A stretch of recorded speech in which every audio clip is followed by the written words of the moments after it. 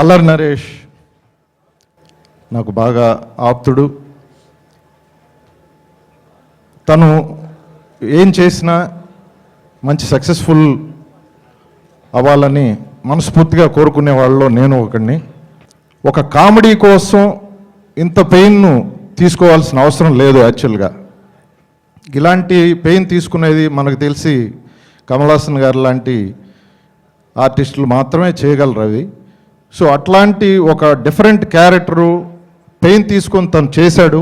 So డెఫినెట్గా తను ఈ పెయిన్ తీసుకున్నందుకు ఇది ఫ్రూట్ఫుల్ అవ్వాలని, ఈ సినిమా పెద్ద సక్సెస్ కావాలని మనస్ఫూర్తిగా కోరుకుంటున్నాను. అలాగే మా సోదరుడు చక్రి బీట్ అదిరిపోయింది సోదరా. ఈ 2 సాంగ్స్ చాలా బాగున్నాయి.